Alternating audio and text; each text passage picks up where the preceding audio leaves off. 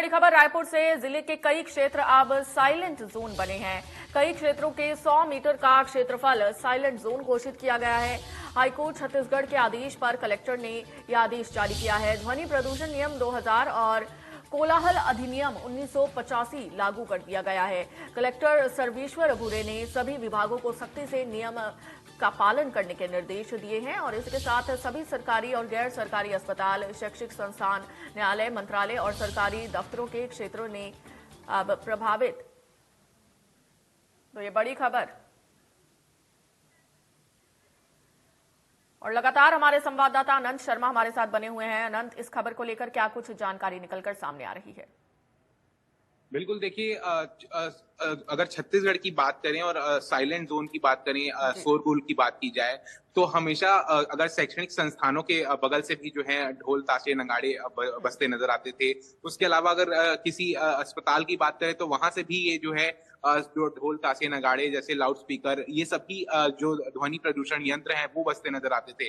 तो इन सभी चीजों को लेकर जो है एक फैसला आ चुका है और फैसला यही है कि इन सभी जगहों पर जो है साइलेंट जोन बनाया जाएगा। साइलेंट जोन का जो है इन्हें घोषित कर दिया जाएगा और आज के बाद जो है इन सभी जगहों में अगर बात करें सरकारी अस्पताल या गैर सरकारी अस्पताल में आप के आसपास के क्षेत्रों में आप ध्वनि प्रदूषण करते नजर नहीं आएंगे। उसके अलावा और आदेश दिया गया है कि जितने भी और जैसे मंत्रालय हो गए और शैक्षणिक संस्थाएं हो गई, इनके बाहर भी अगर कुछ रेंज इसके दायरे होंगे, अब ये तय नहीं हो पाया है, लेकिन इसके आसपास भी जो है ध्वनि प्रदूषण करते कोई भी नजर नहीं आ सकता।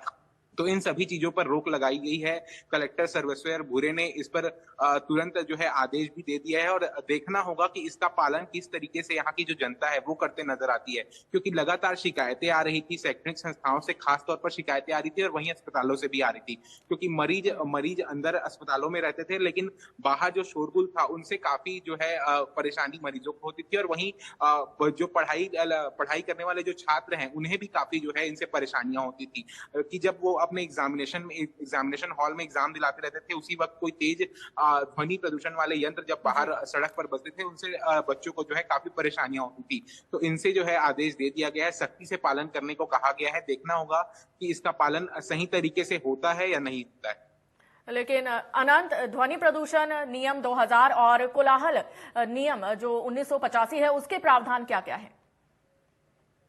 बिल्कुल साफ तौर पर देखिए कि इसी प्रावधान के तहत जो है पूरे आदेश को निकाला गया है। इसके प्रावधान के तहत यही है कि अगर कोई भी व्यक्ति अगर ऐसा करता पाया जाता है तो उसे साफ तौर पर उस पर कड़ी कार्रवाई की जाएगी और उसके अलावा इसे रोकने के लिए भी जो है एक टीम अलग से बनाने की बात चल रही है। खुद कलेक्टर सर्वेश्वर भूरे जो है ऐसी चीजों पर एक अलग से टीम बनाने की बात चल रही है।